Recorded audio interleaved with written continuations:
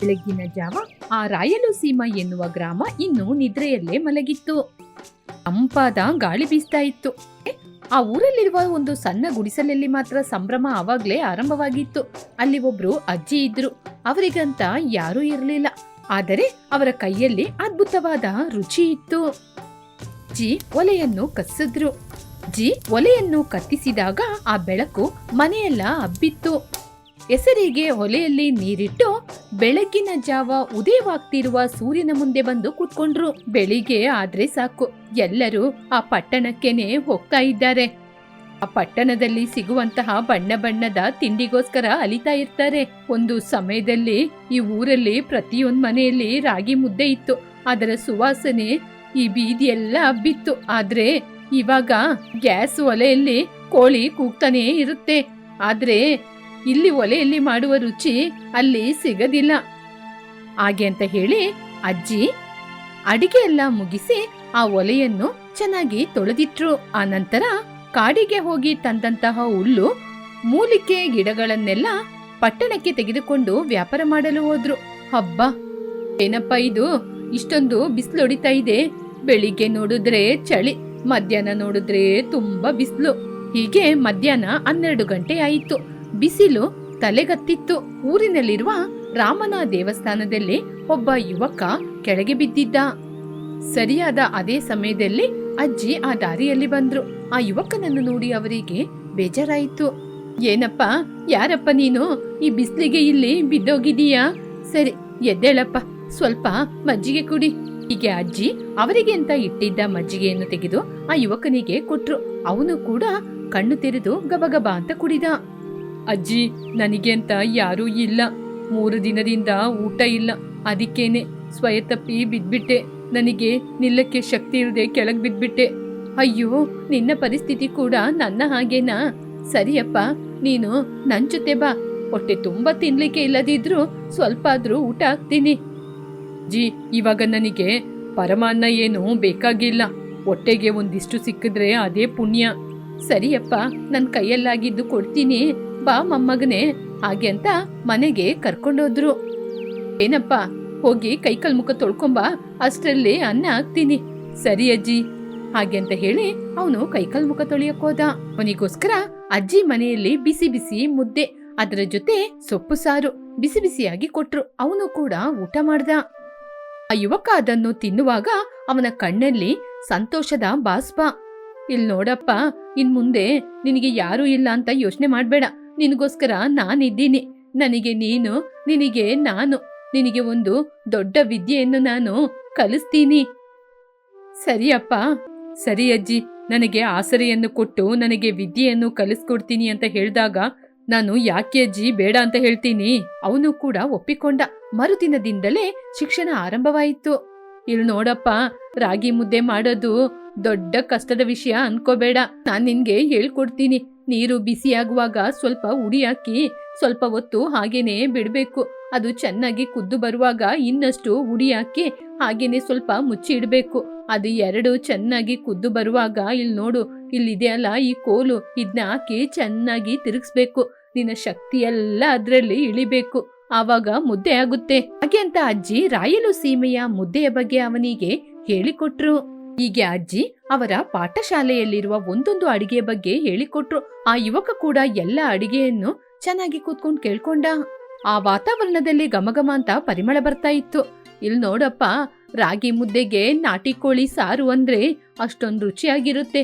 ನಾಟಿ ಕೋಳಿ ಸಾರನ್ನು ಕೋಳಿನ ಒಂದು ಮಣ್ಣಿನ ಮಡಿಕೆ ಮೇಲೆ ಹಾಕಿ ನಿಧಾನವಾಗಿ ಬೇಯಿಸ್ಬೇಕು. ಬೆಳ್ಳುಳ್ಳಿ, ಶುಂಠಿ, ಅರಿಶಿನ ಹುಡಿ, ಉಪ್ಪು ಹಾಕ್ಬೇಕು.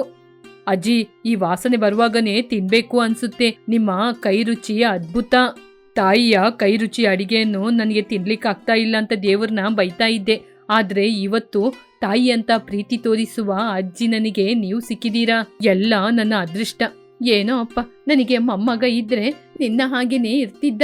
ಹೀಗೆ ಅವರಿಬ್ಬರು ಮಾತಾಡ್ತಾ ಇದ್ರು. ಇಲ್ಲಿ ನೋಡಪ್ಪ, ನನಗೆ ಒಂದು ಕೋರಿಕೆ ಇದೆ. ನಾನು ಸಾಯುವುದಕ್ಕೆ ಮುಂಚಿತವಾಗಿ ಈ ಊರಿನ ಜನರು ನಮ್ಮ ಹಳೆಯ ಅಡುಗೆಯನ್ನು ಕಲಿಬೇಕು. ಈ ಊರಿನ ಜನರಿಗೆ ನನ್ನ ಕೈಯಲ್ಲಾದ ಹಳೆಯ ಕಾಲದ ಅಡುಗೆಯನ್ನು ಮಾಡಿ ವ್ಯಾಪಾರ ಮಾಡಬೇಕು ಅಂತ ನಂಗೆ ತುಂಬಾ ಆಸೆ. ಆದ್ರೆ ಹೋಟೆಲ್ನ ಇಡ್ಬೇಕಂದ್ರೆ ಹಣ ಬೇಕಲ್ವಾ? ನನ್ ಜೊತೆ ಅಷ್ಟೊಂದು ಹಣ ಎಲ್ಲ ಇಲ್ಲಪ್ಪ. ಅಜ್ಜಿ, ನೀವೇನು ಭಯಪಡಬೇಡಿ. ಇವತ್ತಿಂದಲೇ ನಾನು ಕೂಲಿ ಕೆಲ್ಸಕ್ಕೆ ಹೋಗ್ತೀನಿ. ಸೌದೆ ಕಡಿಲಿಕ್ಕೆ ಕೂಡ ಹೋಗ್ತೀನಿ. ಅಯ್ಯೋ ಮೊಮ್ಮಗನೇ, ಯಾಕಪ್ಪ ನಿಂಗೆ ಕಷ್ಟ? ಅಜ್ಜಿ, ಇದರಲ್ಲಿ ನಂಗೇನ್ ಕಷ್ಟ ಇದೆ? ನೀವು ಮನೆಯಲ್ಲಿ ಸಮಾಧಾನವಾಗಿ ಕೂತ್ಕೊಳ್ಳಿ. ಅಡಿಗೆ ಮಾಡೋದೊಂದೇ ನಿಮ್ ಕೆಲ್ಸ. ನಾನು ದುಡ್ಕೊಂಡು ಬಂದು ಹಣ ಕೊಡ್ತೀನಿ. ಅಂದಿನಿಂದ ಅವನು ಕೂಲಿ ಕೆಲಸಕ್ಕೆ ಹೋಗುವುದು, ಕಾಡಿಗೆ ಹೋಗಿ ಸೌದೆಯನ್ನು ಕಡಿದು ಅದನ್ನು ಸಂತೆಯಲ್ಲಿ ಮಾರಾಟ ಮಾಡಿ ಹಣವನ್ನು ತರುವುದು ಅಂತ ನಡೀತಾ ಇತ್ತು. ಹೀಗೆ ಕೆಲವು ದಿನಗಳು ಕಳೆಯಿತು. ಕೂಡ ಹಣವನ್ನು ತಂದು ಅಜ್ಜಿಯ ಕೈಯಲ್ಲಿ ಕೊಟ್ಟ. ಸಾಕಪ್ಪ, ಸಾಕು. ಈ ಹಣದಲ್ಲೇ ನಾಳೆಯಿಂದ ನಮ್ಮ ಮನೆ ಹೊರಗಡೆ ಹಳೆ ಕಾಲದ ಪದ್ಧತಿಯನ್ನೆಲ್ಲ ಹೊರಗಡೆ ತಂದು ವ್ಯಾಪಾರ ಮಾಡ್ತೀನಿ. ಸರಿ ಅಜ್ಜಿ, ನಿಮ್ಮಿಷ್ಟ ಪ್ರಕಾರ ಮಾಡಿ. ಅವನು ಸಂಪಾದನೆ ಮಾಡಿದ ಹಣದಲ್ಲಿ ಅಜ್ಜಿಯ ಕೈಯಲ್ಲಿ ಇರುವ ಅಡಿಗೆಯ ವಿದ್ಯೆಯಿಂದ ರಾಯಲು ಸೀಮೆ ರಾಗಿ ಅಂತ ಒಂದು ಬೋರ್ಡನ್ನು ಹಾಕಿದ್ರು. ಆ ಊರಲ್ಲಿ ಹೋಟೆಲ್ಗಳು ತುಂಬಾ ಇದ್ರೂ ಕೂಡ ಅಜ್ಜಿಯ ಅಡಿಗೆ ಒಂದು ವಿಶೇಷವಾದದ್ದು. ಇಲ್ಲಿ ನೋಡಪ್ಪ, ಇವತ್ತು ಮೊದಲು ಆ ದೇವರಿಗೆ ಕೈ ಮುಗಿದು ನಮ್ಮ ಹೋಟೆಲಿಗೆ ಬರೋ ಜನರು ನಮ್ಮ ಮನೆಯ ಅತಿಥಿ ಅಂತ ತಿಳ್ಕೊಂಡು ಅವರೆಲ್ಲರಿಗೂ ಹೊಟ್ಟೆ ತುಂಬ ಬಡಿಸು. ಅವರ ಬಾಯಿಗೆ ಮಾತ್ರವಲ್ಲ, ಅವರ ಮನಸ್ಸಿಗೂ ತೃಪ್ತಿಪಡಿಸ್ಬೇಕು. ಸರಿ ಅಜ್ಜಿ, ನೀವು ಅಡಿಗೆ ಮೇಲೆ ಶ್ರದ್ಧೆ ತೋರಿಸಿ. ಉಳಿದಿದ್ದು ನಾನು ನೋಡ್ಕೋತೀನಿ. ಮೊದಲನೇ ದಿನ 5 ಜನ ಬಂದ್ರು, 2ನೇ ದಿನ 10 ಜನ ಬಂದ್ರು, 3ನೇ ದಿನ ಆ ಬೀದಿಯಲ್ಲಿ ಇರುವವರು ಜನರೆಲ್ಲರೂ ಬಂದ್ರು.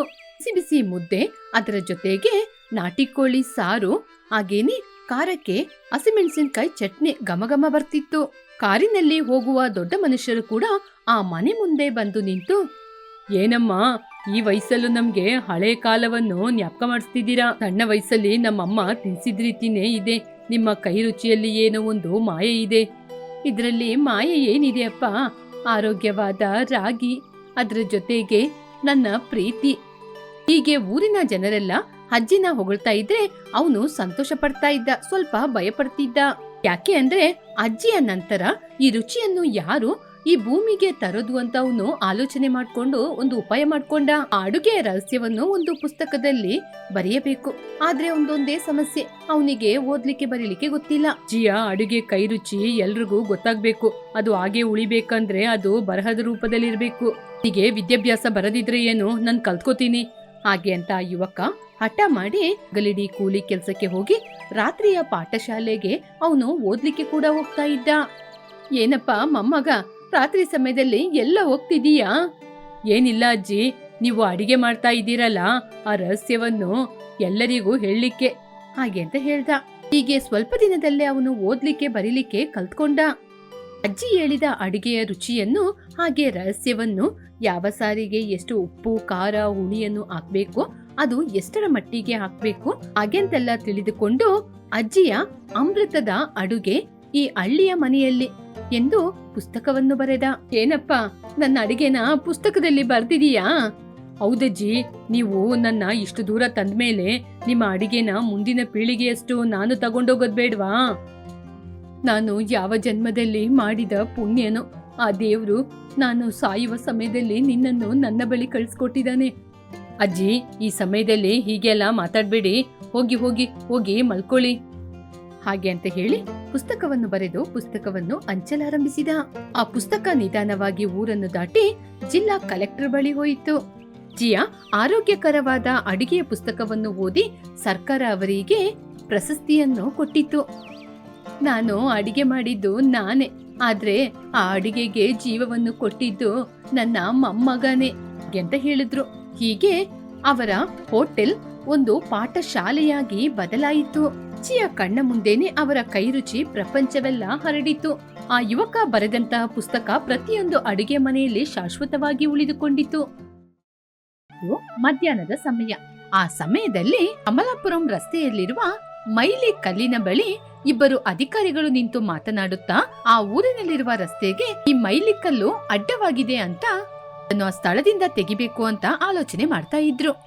ಇದರಲ್ಲಿ ಆಲೋಚನೆ ಮಾಡ್ಲಿಕ್ಕೆ ಇನ್ನೇನಿದೆ, ಆದಷ್ಟು ಬೇಗ ಜನರನ್ನು ಕರೆದು ಈ ಮೈಲು ಕಲ್ಲನ್ನು ಇಲ್ಲಿಂದ ತೆಗಿಬೇಕು. ಹೀಗೆ ಅವನ ಜೊತೆಯಲ್ಲಿರುವ ಅಧಿಕಾರಿಗೆ ಹೇಳಿದಾಗ ಅವರು ಊರೊಳಗೆ ಹೋಗಿ ಪಿಚ್ಚಯ್ಯನನ್ನು ಕರ್ಕೊಂಡ್ಬಂದ್ರು. ಪಿಚ್ಚಯ್ಯನ ಬಗ್ಗೆ ಅಧಿಕಾರಿಗೆ ಹೇಳಿದ್ರು.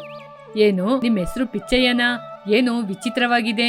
ಸರಿ, ಏನೇ ಆಗ್ಲಿ ಕೆಲ್ಸ ಎಲ್ಲ ಚೆನ್ನಾಗಿ ತಾನೇ ಮಾಡ್ತೀರಾ? ಅಯ್ಯ, ನಾನ್ ಚೆನ್ನಾಗಿ ಕೆಲಸ ಮಾಡ್ತೀನಿ. ಏನ್ ಕೆಲಸ ಮಾಡ್ಬೇಕು ಅಂತ ಹೇಳಿ ಅಯ್ಯ, ಮಾಡಿ ತೋರಿಸ್ತೀನಿ. ಹಾಗಾದ್ರೆ ಏನ್ ಕೆಲ್ಸ ಅಂತ ಹೇಳದೆ ಕೂಡ ಕರ್ಕೊಂಬಂದ್ರಾ?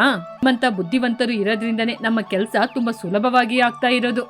ಸರಿ ಸರಿ, ಇದೋ ಇಲ್ಲಿರುವ ಈ ಮೈಲು ಕಲ್ಲನ್ನು ಇಲ್ಲಿಂದ ತೆಗಿಬೇಕು, ಅದೇ ನಿಮ್ಮ ಕೆಲಸ. ಏನು, ಈ ಮೈಲು ಕಲ್ಲನ್ನು ಇಲ್ಲಿಂದ ತೆಗಿಬೇಕಾ? ಅಯ್ಯಯ್ಯೋ, ಅದು ನನ್ನಿಂದ ಸಾಧ್ಯವಿಲ್ಲಯ್ಯ. ಯಾಕೆ ಇದನ್ನ ಇಲ್ಲಿಂದ ತೆಗಿಬೇಕು ಅಂತ ಹೇಳಿ ಪಿಚ್ಚಯ್ಯ ಆ ಮೈಲು ಕಲ್ಲತ್ರ ಹೋಗಿ ಮೈಲು ಕಲ್ಲನ್ನು ಹಿಡಿದುಕೊಂಡ್ರು. ಯಾರು ಕೂಡ ನಿನ್ನನ್ನು ಇಲ್ಲಿಂದ ತೆಗೆಯದ ಹಾಗೆ ನಾನ್ ನೋಡ್ಕೋತೀನಿ, ನೀನು ಬೇಜಾರ್ ಮಾಡ್ಬೇಡ. ಈ ಮೈಲಿ ಕಲ್ಲುಗೂ ನಿಮಗೂ ಏನಯ್ಯ ಸಂಬಂಧ? ಅಯ್ಯ, ನನ್ನ ಹೆಂಡತಿ ನನ್ನ ಮಗ ಹುಟ್ಟಿದ ತಕ್ಷಣ ತೀರ್ಕೊಂಡ್ಬಿಟ್ಲು. ಮಗನನ್ನು ನಾನೇ ತಂದೆ ತಾಯಿಯಾಗಿ ಸಾಕ್ದೆ. ನನಗೆ ಎಷ್ಟೇ ಕಷ್ಟ ಬಂದ್ರು ಅವನನ್ನು ಕಷ್ಟಪಟ್ಟು ಓದಿಸಿದೀನಿ. ವಿದ್ಯಾಭ್ಯಾಸ ಮುಗಿದ ನಂತರ ಕೆಲಸ ನೋಡ್ಕೊಂಡ್ ಬರ್ತಾನೆ ಅನ್ಕೊಂಡಿದ್ರೆ ಮದ್ವೆ ಮಾಡ್ಕೊಂಡು ಹೆಂಡತಿನ ಕರ್ಕೊಂಬಂದ. ಅವನು ಪ್ರೀತಿ ಮಾಡಿದ ಹುಡುಗಿ ತಾನೆ ಅಂತ ನಾನು ಕೂಡ ಏನು ಹೇಳಲಿಲ್ಲ.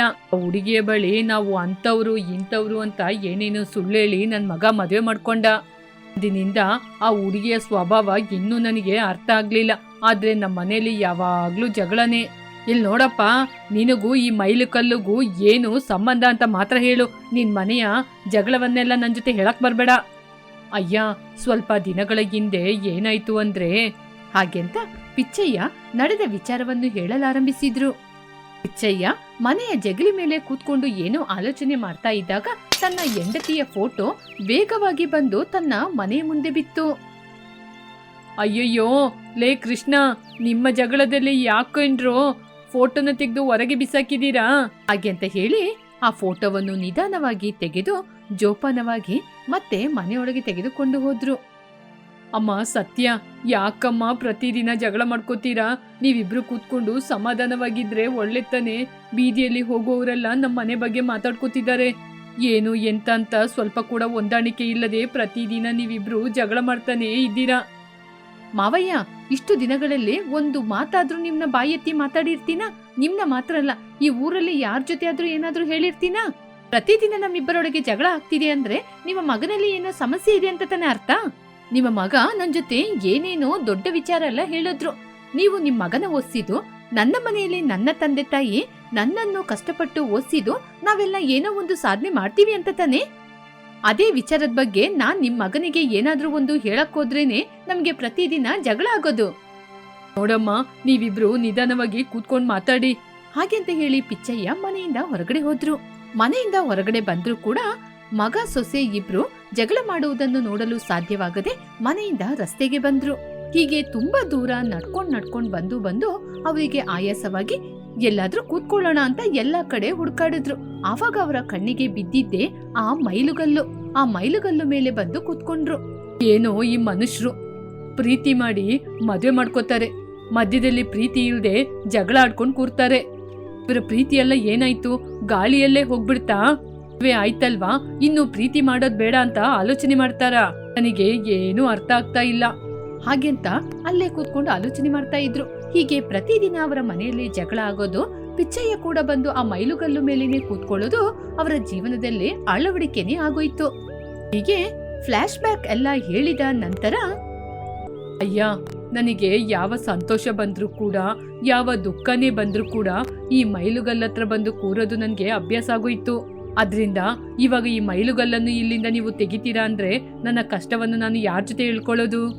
ಇದು ಒಂದು ಸಾಧಾರಣವಾದ ಕಲ್ಲು, ಇದರ ಜೊತೆ ನೀವು ಮಾತಾಡೋದೇನು? ನಮಗೆ ಕೆಲಸ ಇಲ್ವಾ? ಕಲ್ಲಲ್ಲಿ ದೇವರಿದ್ದಾನೆ ಅಂತ ಆ ಕಲ್ಲಿಗೆ ನಾವು ಪೂಜೆ ಮಾಡ್ತೀವಿ. ಹಾಗಿರುವಾಗ ಈ ಕಲ್ಲಿನ ಜೊತೆ ನಾನು ಮಾತಾಡಿದ್ರೆ ಇದರಲ್ಲಿ ತಪ್ಪೇನಿದೆ? ನೀವೇ ಹೇಳಿ ನೋಡೋಣ. ಸರಿ ಸರಿ, ನಿನ್ ಜೊತೆ ಆವಾಗ್ಲೇ ಎಷ್ಟು ಕೊಡ್ತೀನಿ ಅಂತ ಮೊತ್ತ ಹೇಳ್ದೆ ಅಲ್ವಾ, ಅದಕ್ಕಿಂತ ಸ್ವಲ್ಪ ಜಾಸ್ತಿನೇ ಕೊಡ್ತೀನಿ. ಈ ಕಲ್ಲನ್ನು ಇಲ್ಲಿಂದ ತೆಗೆದು ಬಿಡು, ಸುಮ್ಮನೆ ಯಾಕೆ ಮಾತು? ಅಯ್ಯ, ನಾನು ಇಷ್ಟು ದೂರ ಹೇಳಿದ್ಮೇಲೆ ಕೂಡ ನೀವು ಮತ್ತೆ ಅದೇ ಮಾತು ಹೇಳ್ತಾ ಇದ್ದೀರಾ. ಇದೇ ಅಯ್ಯ ಸರಿ ಇಲ್ಲ, ನನ್ನಿಂದ ಆಗಲ್ಲಯ್ಯ. ಈ ಮೈಲುಗಲ್ಲನ್ನ ಇಲ್ಲಿಂದ ನೀವು ತೆಗಿಬಾರ್ದು. ದಯವಿಟ್ಟು ನನ್ನ ಮಾತನ್ನ ಸ್ವಲ್ಪ ಕೇಳಿ ಅಯ್ಯ ಅಂತ ಹೇಳಿ ಪಿಚ್ಚಯ್ಯ ಹೊರಟು ಮೈಲುಗಲ್ಲಿನ ಮೇಲೆ ಹೋಗಿ ಕೂತ್ಕೊಂಡ್ರು. ಅವಾಗ್ಲೇ ಒಂದು ಹಸು ಬಂದು ಆ ಮೈಲುಗಲ್ಲಿನ ಹತ್ರ ನಿಂತ್ಕೊಳ್ತು. ಆವಾಗ ಆ ಹಸುವಿನ ಹಿಂದೆನೆ ಕೈಯಲ್ಲಿ ಒಂದು ಕೋಪನೆ ಹಿಡಿದುಕೊಂಡು ಯಮುನ ಬಂದ್ಲು. ಅಲ್ಲೇ ಹಾಲು ಕರೆಯಲು ಆರಂಭಿಸಿದ್ಲು. ಏನಮ್ಮ, ನಿನಗೆ ಬೇರೆ ಜಾಗನೇ ಇಲ್ವಾ? ಇಲ್ಲಿ ಬಂದು ಹಾಲು ಕರಿತಾ ಇದ್ದೀಯಾ? ನನಗೆ ಜಾಗ ಇಲ್ದೆ ಅಲ್ಲಯ್ಯ, ನನ್ನ ಹಸು ಇಲ್ಲೇ ಹಾಲು ಕೊಡೋದು. ಪ್ರತಿದಿನ ಇದೇ ಜಾಗದಲ್ಲಿ ಆ ಮೈಲು ಕಲ್ಲನ್ನು ನೋಡ್ಕೊಂಡೆ ನನಗೆ ಹಾಲು ಕೊಡುತ್ತೆ. ಕಿನ್ನಿ ನಾನು ಇಲ್ಲೇ ಬಂದು ಹಾಲು ಕರಿಯೋದು. ಮೈಲುಗಲ್ಲನ್ನು ನೋಡ್ಕೊಂಡು ನಿಂತು ಬಿಡುತ್ತಾ. ಹಸುವಿಗೆ ಆ ಮೈಲುಕಲ್ಲಲ್ಲಿ ಏನ್ ಕಾಣುತ್ತೋ, ಅಯ್ಯೋ ದೇವ್ರೆ, ಈ ಮೈಲುಕಲ್ಲಲ್ಲಿ ಏನಿದೆಯೋ ಇಲ್ವೋ ಗೊತ್ತಿಲ್ಲ, ದೇವ್ರು ಅಂತ ನನ್ ಕೈಯಿಂದನೇ ಪೂಜೆ ಮಾಡಿಸ್ಬಿಡ್ತೀರಾ. ಈ ಮೈಲುಕಲ್ಲಲ್ಲಿ ಏನಿದೆ ಅಂತ ನನ್ಗೇನು ಅರ್ಥ ಆಗ್ತಾ ಇಲ್ಲ. ಮೈಲುಕಲ್ಲಲ್ಲಿ ದೇವರಿರುತ್ತೆ. ಮೈಲುಕಲ್ಲಲ್ಲಿ ಈ ಮೂಕ ಜೀವಿಗೆ ದೇವರು ಕಾಣ್ತಿದ್ದಾನೋ ಏನೋ ನನಗ್ ಗೊತ್ತಿಲ್ಲ. ಅದ್ನ ನನ್ಗೆ ತಿಳ್ಕೊಬೇಕು ಅಂತ ಕೂಡ ಅವಶ್ಯಕತೆ ಇಲ್ಲ. ಯಾಕೆಂದ್ರೆ ನಮಗೆ ಗೊತ್ತಿರುವ ಜಗತ್ತಿಗಿಂತ ಗೊತ್ತಿಲ್ಲದಿರುವ ಜಗತ್ತು ತುಂಬಾ ಒಳ್ಳೇದು. ನೀವೆಲ್ಲ ಇದ್ರ ಬಗ್ಗೆ ತಿಳ್ಕೊಬೇಕು ಅಂದ್ರೆ ಈ ಜನ್ಮ ಇದಕ್ಕೆ ಸರಿಯಾಗಲ್ಲ. ಅದಕ್ಕೇನೆ ನಾನು ಯಾವಾಗ್ಲೂ ತಿಳ್ಕೊಳಕ್ಕೆ ಪ್ರಯತ್ನ ಪಡ್ಲಿಲ್ಲ. ಓ ಯಮುನಮ್ಮ, ನಿಮ್ಮ ಮಾತನ್ನು ಸ್ವಲ್ಪ ಹತೋಟಿಯಲ್ಲಿ ಇಟ್ಟು ಮಾತಾಡಿ. ಮೊದ್ಲು ನಾನು ಹೇಳದ್ನ ಕೇಳಿ. ಈ ಅಧಿಕಾರಿ ನಮ್ಮ ಮೈಲುಗಲ್ಲನ್ನು ತೆಗೆದು ರೋಡ್ನ ದೊಡ್ಡದು ಮಾಡ್ತಾರಂತೆ. ಇವರು ಈ ಮೈಲುಗಲ್ಲನ್ನು ಇಲ್ಲಿಂದ ತೆಗಿಬೇಕು ಅಂತ ಆವಾಗ್ಲಿಂದ ಮಾತಾಡ್ತಾ ನಿಂತಿದ್ದಾರೆ. ಮೈಲುಗಲ್ಲನ್ನು ತೆಗಿಯೋದಾ? ಅದೇಗೆ ಕಲ್ಲುನ ಇವ್ರು ತೆಗಿತಾರೆ? ನಮ್ಮ ಪಿಚ್ಚಯ್ಯ ಮಾವ ಹಗಲಿಡೀ ಈ ಕಲ್ಲತ್ರನೇ ಕೂತ್ಕೊಂಡು ಅದ್ರ ಜೊತೆನೆ ಮಾತಾಡ್ಕೊಂಡು ಅವರ ಕಷ್ಟವನ್ನೆಲ್ಲ ಈ ಕಲ್ಲತ್ರ ಹೇಳ್ಕೊತಾರೆ. ಇವಾಗ ನೀವು ಈ ಕಲ್ಲನ್ನು ತೆಗೆದು ಬಿಟ್ರೆ ಅವರು ಮನೆಯಲ್ಲಿ ಸೊಸೆ ಮತ್ತು ಮಗನ್ ಜೊತೆ ಮಾತಾಡದೆ, ಅವರ ಕಷ್ಟವನ್ನು ಯಾರ ಜೊತೆ ಹೇಳಲು ಸಾಧ್ಯವಾಗದೆ ಅವರ ಎದೆನೆ ಬಡದೋಗಲ್ವಾ? ಇಷ್ಟೆಲ್ಲ ಯಾಕೆ? ನನಗೆ 2 ಹೆಣ್ಮಕ್ಳು, ಅವ್ರ ಜೊತೆಗೆ ನನಗೆ ಲಕ್ಷ್ಮಿ ಕೂಡ. ಲಕ್ಷ್ಮಿ ಈ ಕಲ್ಲಿನ ಬಳಿ ಬಂದು ಈ ಕಲ್ಲನ್ನು ನೋಡ್ಕೊಂಡೆ ನನಗೆ ಹಾಲು ಕೊಡೋದು, ಇಲ್ಲದಿದ್ರೆ ಕೊಡಲ್ಲ. ಲಕ್ಷ್ಮಿ ಹಾಲು ಕೊಡದಿದ್ರೆ ನಮ್ಮ ಕುಟುಂಬನೇ ಹೇಗೆ ಜೀವನ ಮಾಡುತ್ತೆ? ಯಮುನಮ್ಮ, ನಿಮ್ಮ ಕಷ್ಟ ನನಗೆ ಅರ್ಥ ಆಗ್ತಾ ಇದೆ, ಆದ್ರೆ ನಮ್ಮ ಕೈಯಲ್ಲಿ ಏನೂ ಇಲ್ಲ. ನೀವು ನಿಮ್ಮ ಕಷ್ಟವನ್ನು ಹೊರಗಡೆ ಹೇಳ್ಕೊತಾ ಇದ್ದೀರಾ, ಆದ್ರೆ ನಮಗೆ ಆ ಸ್ವತಂತ್ರ ಕೂಡ ಇಲ್ಲ. ನಮ್ಮ ಮೇಲಿರುವ ಅಧಿಕಾರಿಗಳು ನಮಗೆ ಏನ್ ಹೇಳ್ತಾರೋ ಅದನ್ನೇ ನಾವು ಮಾಡೋದು. ನೀವು ಹೇಳೋದೆಲ್ಲ ನಮ್ಮಿಂದ ಮಾಡಕ್ಕಾಗುತ್ತಾ? ಅವರ ಮಾತು ಮೀರಿ ನಾವು ಈ ರೀತಿ ಕೆಲಸ ಮಾಡದೇ ಇರುವುದು ಅಂದ್ರೆ ನಮ್ಮ ಸಂಬಳದಲ್ಲಿ ತಾನೇ ನಮ್ಮ ಕುಟುಂಬನೂ ಜೀವನ ಮಾಡೋದು. ಹೀಗೆ ಅಧಿಕಾರಿ ಪಿಚ್ಚಯ್ಯ ಮತ್ತು ಯಮುನನ್ ಜೊತೆ ಮಾತನಾಡಿ ಪಿಚ್ಚಯ್ಯ ಕಲ್ಲನ್ನು ತೆಗೆಯಲು ತಂದಂತಹ ಆರಕೋಲನ್ನು ತೆಗೆದುಕೊಂಡು ಹೋಗಿ ಇನ್ನೊಂದು ಅಧಿಕಾರಿಯ ಸಹಾಯದೊಂದಿಗೆ ಅಧಿಕಾರಿಯು ಆ ಕಲ್ಲನ್ನು ಅಲ್ಲಿಂದ ತೆಗೆದು ಕೆಳಗೆ ಬೀಳಿಸಿದ್ರು. ಹೀಗೆ ಮೈಲುಗಲ್ಲನ್ನು ತೆಗೆದುಕೊಂಡು ಹೋಗಿ ಆ 2 ಅಧಿಕಾರಿಗಳು ನೀರಿನೊಳಗೆ ಹಾಕಿದ್ರು. ಮೈಲುಗಲ್ಲು ಆ ಸ್ಥಳದಲ್ಲಿ ಇಲ್ಲದಿರುವ ಕಾರಣ ಯಮುನಾ ಪಿಚ್ಚಯ್ಯನ ಮುಖ ಬಾಡಿ ಹೋಯಿತು. ಸ್ವಲ್ಪ ದಿನದಲ್ಲೇ ಅವರ ಊರಿಗೆ ಹೊಸ ದಾರಿ ಬಂತು. ಅಲ್ಲಿ ಭೂಮಿ ದರ ಕೂಡ ಜಾಸ್ತಿ ಆಯಿತು. ಊರಿನ ಜನರೆಲ್ಲ ಸಂತೋಷ ಪಡ್ತಾ ಇದ್ರೆ ಪಿಚ್ಚಯ್ಯ ಯಮುನಾ ಮುಖದಲ್ಲಿ ಮಾತ್ರ ಸಂತೋಷವಿರಲಿಲ್ಲ. ಹೀಗಿರುವಾಗ ಒಂದು ದಿನ ಪಿಚ್ಚಯ್ಯನ ಮಾತು ಕೇಳಿದ್ರೆ ಬೇಜಾರಾಗ್ತಾ ಇತ್ತು. ಯಮುನನ ಮಾತು ಕೇಳಿದ್ರೆ ಅವರ ಜೀವನಾಧಾರಕ್ಕೆ ಇದ್ದ ಒಂದೇ ಒಂದು ದಾರಿಯನ್ನು ಕೂಡ ನಾನು ಮುಚ್ಚಿಬಿಟ್ಟೆ ಅಂತ ಅನ್ಸುತ್ತೆ. ನನ್ನಿಂದ ಏನು ಮಾಡಲು ಸಾಧ್ಯವಿಲ್ಲ. ಹೀಗೆ ಇವರಿಬ್ಬರ ಜೀವನ ಮೈಲುಕಲ್ಲನ್ನು ಆಧಾರವಾಗಿರಿಸಿಕೊಂಡಿತ್ತು.